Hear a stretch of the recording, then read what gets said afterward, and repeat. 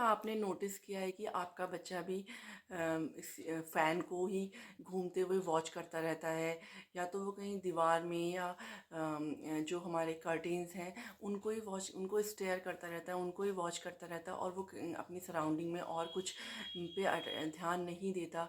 या तो वो अपने आईज़ के सामने इस तरह से हैंड्स करके बल्ब को देखता है, या वो बल्ब को स्टेयर करता रहता है, या घर में जितने सारे बल्ब्स हैं वो उनको सारे बल्ब का स्विच ऑन कर देता है। या वो आप देखोगे कि अगर बाहर जाता है तो कंटिन्यूअसली बस वो कोई भी व्हीकल है, कार है, कुछ भी है, उसके जस्ट उसके व्हील्स को ही देखता रहता है और अपनी सराउंडिंग से बिल्कुल कट ऑफ रहता है। उसे उसे कुछ पता नहीं होता कि आगे मेरे सीढ़ियाँ हैं या पत्थर है, वो कुछ नहीं देख रहा है। बस वो कलरफुल पैटर्न्स को ही बस स्टेयर करता जा रहा है। या फिर वो अपने टॉयज़ या कोई भी सामान को बिल्कुल आईज़ के पास ला ला के देखता है, या अपने हाथ को अपनी आंखों के सामने रख के देखता है। इस तरह से आपने नोटिस किया अगर अपने बच्चे के बारे में, तो आज हम इस टॉपिक के बारे में बात करेंगे कि बच्चे हमारे ऐसा क्यों करते हैं, उन्हें क्या प्रॉब्लम है, वो इस तरह से क्यों करते हैं। So hello guys, my name is doctor Rachna Singh. My daughter Shravya, she had moderate autism, but now she has mild, and I am a special mother. I am not a therapist. मैं अपने एक्सपीरियंस के basis पे, it's almost a 4 year journey with my daughter, मैं videos post करती हूँ. So guys, आज का हमारा टॉपिक है विजुअल हाइपोसेंसिटिविटी.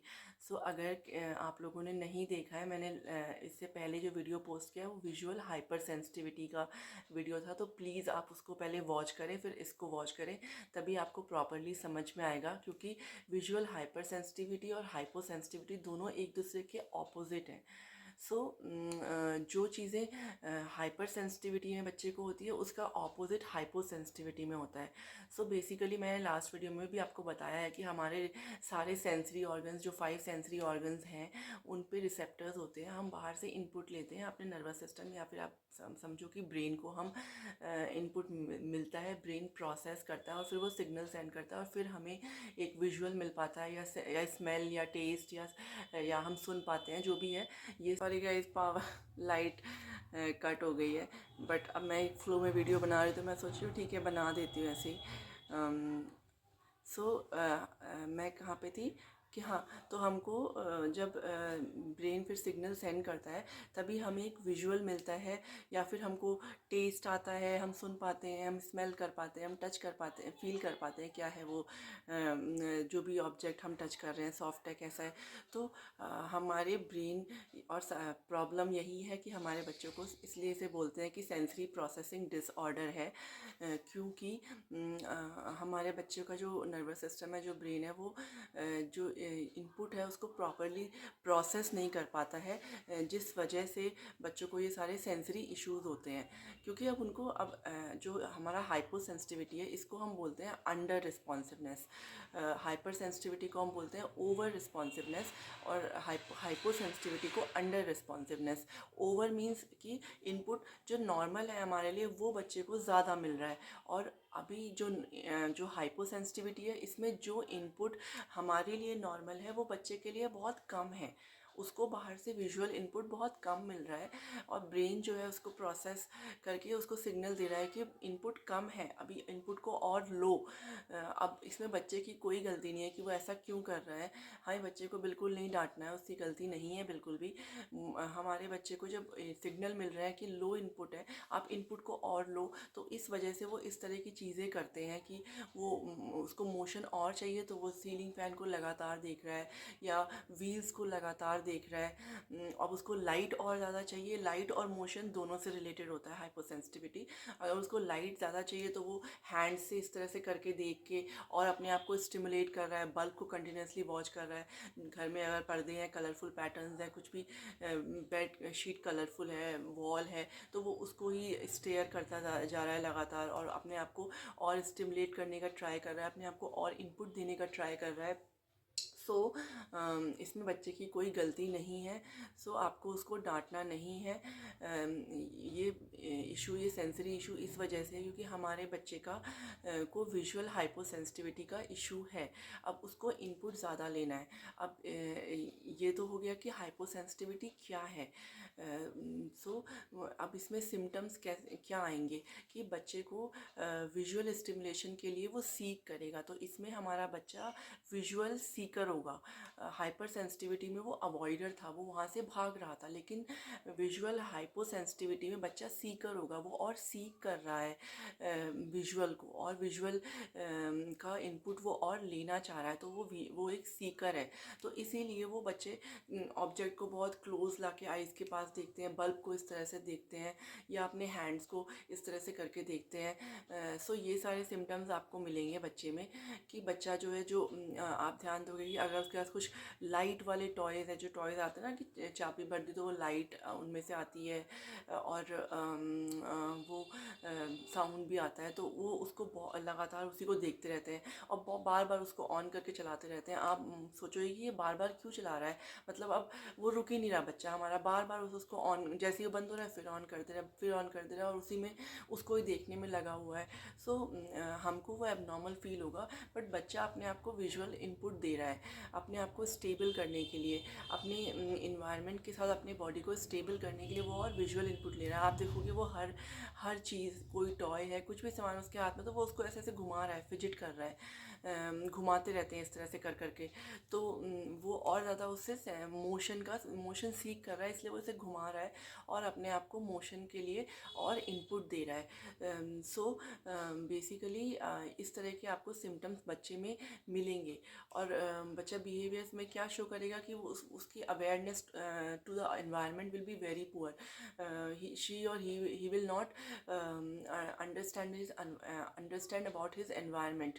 मतलब एनवायरनमेंट में क्या उसके सामने आ रहा है उसे कोई मतलब नहीं है। देयर कैन बी लैडर और स्टोन्स, एनीथिंग, वो उसमें बस वो बम्प कर रहा है, लेकिन वो देख नहीं रहा, बस he is continuously watching the patterns.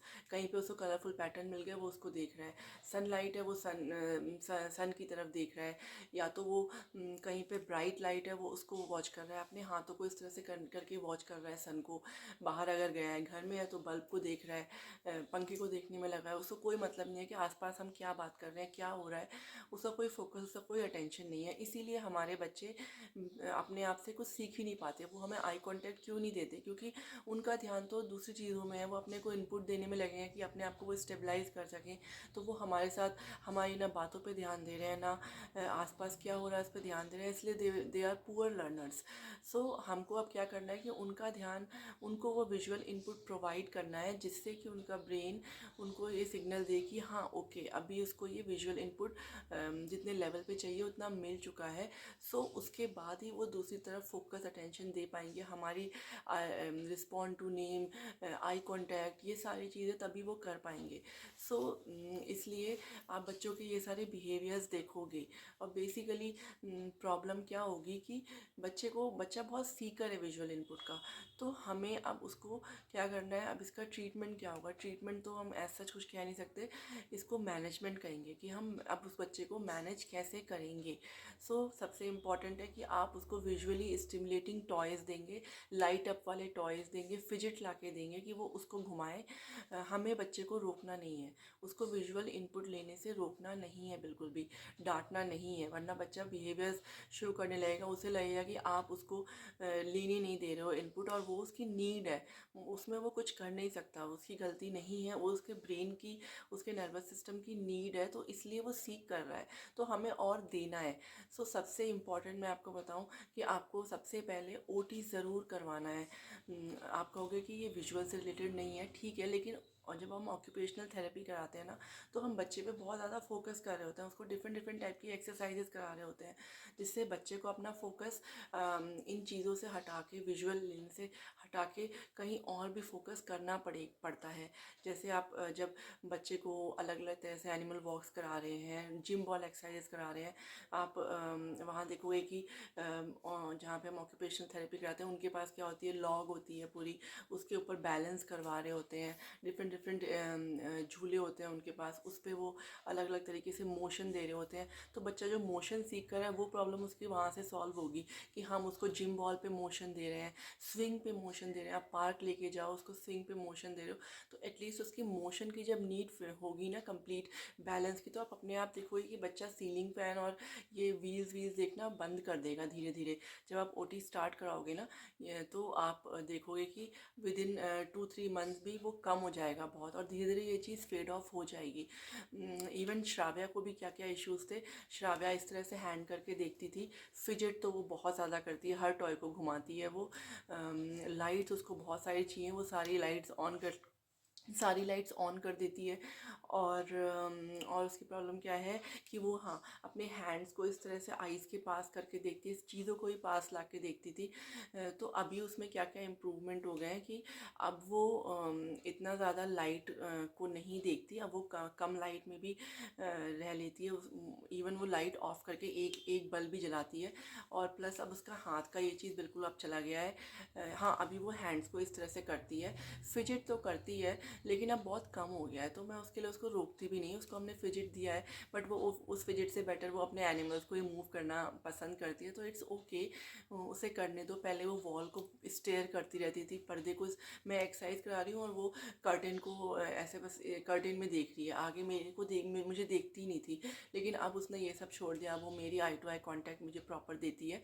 सो ये सारी चीज़ें, अब थोड़ा अपनी उसकी एनवायरनमेंट अवेयरनेस भी इम्प्रूव हो गई है। देखती है चीज़ों को, नीचे भी देखती है चलते हुए, लेकिन थोड़ा बोलना पड़ता है अभी भी। तो थोड़ी बहुत चीज़ें अभी रह गई हैं, बट अगर हम इसको कंटिन्यूसली प्रैक्टिस करते रहेंगे तो विद टाइम ये ठीक हो जाएगा। फिर हमें विजुअल के लिए क्या मैनेजमेंट करना है कि आप उसको, बच्चे को थोड़ी फ्लोरेसेंट बल्ब्स लगा दो घर कमरे में। वो फ्लिकरिंग वाली लाइट्स आती हैं, वो लगा के उसको दिखा सकते हैं। प्रोजेक्टर्स आता है जिसमें कलरफुल कलरफुल पैटर्न्स बनते हैं लाइट के, तो वो आप लाइट्स ऑफ करके उसको ऑन करके बच्चे को विजुअल दो।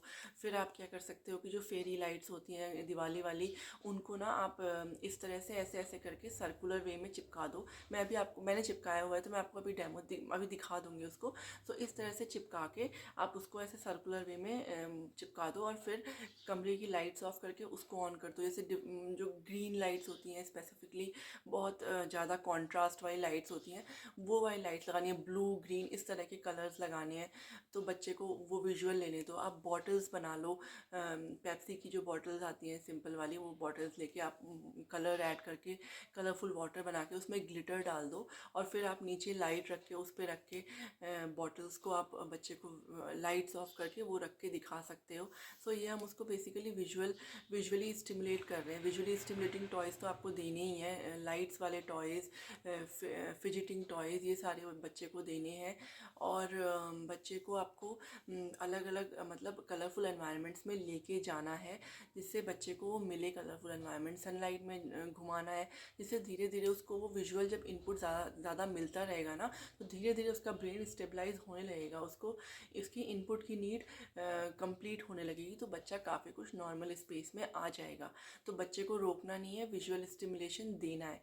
सो इस तरह से आप बच्चे को बच्चे के विजुअल इनपुट की जो डिमांड है, जो मीट है, जो क्रेविंग है, वो आप मीट अप कर सकते हो। और आप देखोगे कि धीरे धीरे धीरे धीरे बच्चे में इम्प्रूवमेंट आपको दिखने लग जाएगा। तो आप इस चीज़ के लिए इतना ज़्यादा परेशान मत हो कि हमारा बच्चा तो ये ऐसे कर ही रहा है, हाथ ला रहा है। एक सब्सक्राइबर ने मुझे पूछा था कि उनका बच्चा जो है वो इस तरह से हैंड्स को करके देखता है।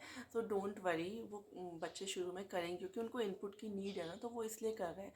आप कमरे में कोशिश करो कि एडिक्वेट लाइट हो, एक बल्ब ना हो, 2-3 बल्ब है वो जलाइए, या फिर अगर एक ही पॉइंट है तो आप थोड़ा ज़्यादा पावर वाला बल्ब लगाइए, ज़्यादा वॉट वाला बल्ब लगाइए। सो बच्चे को और विजुअल इनपुट देने का ट्राई करिए। उसको बाहर सनलाइट में भी उसको ऐसा मत करिए घर में ही रहे, सनलाइट में उसको जाने दीजिए, उसको वहाँ खेलने दीजिए। सनलाइट में आप टेरेस पे लेके जा सकते हो बच्चे को उस टाइम, और वहाँ पे खेलने दीजिए, वहाँ पे कुछ एक्टिविटी करा लीजिए। सो इस तरह से कराओगे आप, तो धीरे धीरे आप देखोगे कि बच्चे जो है वो ये चीज़ें छोड़ने लग जाएंगे। और ओटी एक्टिविटी इज़ मस्ट। सो आप ये मत सोचो कि इसको विजुअल है तो हम विजुअली देते रहें, नहीं, आपको एक्सरसाइजेज बहुत ज़रूरी है कराना। और मोशन के लिए आप जिम बॉल पे कराओ, स्विंग्स आप घर में, मैंने आपको बताया था क्लोथ वाला स्विंग डाल लो। आप मेरे वीडियो में जा सकते हो, पहले मैंने क्लोथ स्विंग पे एक्सरसाइज बताई हैं, तो उसमें बच्चे को मोशन मिल जाएगा। पार्क में लेके जाओ, वहाँ बच्चे को मोशन मिल जाएगा। सो इस तरह से बच्चे की हमें नीड को फुलफ़िल करना है। आपको ये ध्यान देना है कि हम कैसे बच्चे की नीड को फुलफ़िल करें। तो बच्चा धीरे धीरे उसकी अंडरस्टैंडिंग बेटर होती जाएगी, तो ये चीज़ें इतनी मैटर नहीं करती। विद एज वो अपने आप को कंट्रोल कर लेगा, उसको जितना इनपुट चाहिए होगा वो ईज़िली ले लेगा, आगे जाके वो सेटल अप हो जाएगा। क्योंकि श्राव्य में बहुत सारी प्रॉब्लम्स थी, ऑलमोस्ट 60% तो चली गई हैं, अभी मैं कहूँगी कि 30-40% रह गई हैं, बट उससे उसके डे टू डे लाइफ को इतना फ़र्क नहीं पड़ता। वो अपना फोकस अटेंशन कर लेती है, उसकी अंडरस्टैंडिंग इम्प्रूव हो गई है, जो भी एजुकेशन का लेवल है वो चीज़ों को वो कर लेती है। मतलब ऐसा नहीं है कि वो इन्हीं अपने स्ट्रीमिंग में ही, विजुअल स्ट्रीमिंग में लगी रहे। इनको हम विजुअल स्ट्रीमिंग ही कहेंगे एक तरीके से। सो और वो कहीं और ध्यान नहीं दे रही, ऐसा नहीं होता, क्योंकि वो मोशन, श्राव्या तो बहुत ज़्यादा मोशन सीख करती है, तो वो एक वेस्टिबुलर सीकर भी है, प्लस एक क्या कहते हैं, विजुअल हाइपोसेंसिटिविटी भी है उसमें। सो दोनों चीज़ें हैं। मैं उसको पार्क में इतना मोशन देती हूँ, 1-1 घंटे तक वो स्विंग्स करती है, लेकिन फिर भी वो अगर म्यूज़िक प्ले हो रहा है या कुछ हो रहा है तो वो इस तरह से रॉक करती है। सो लेकिन उससे अगर उसके लर्निंग पे फ़र्क नहीं पड़ रहा, उसके अंडरस्टैंडिंग पे फ़र्क नहीं पड़ रहा, तो इट्स ओके फॉर मी, मैं उसको करने देती हूँ। थोड़ा बहुत समझाती भी हूँ कि इस तरह से मत करो, लेकिन अब ठीक है, थोड़ा बहुत उसे बच्चे को करने दो, क्योंकि उसकी नीड है, उसको स्टेबल होना है, तभी उसकी अवेयरनेस टू हिज और एनवायरनमेंट विल बी इंक्रीज्ड। सो हमें बच्चे को रोकना नहीं है। Please don't stop them from doing anything like this.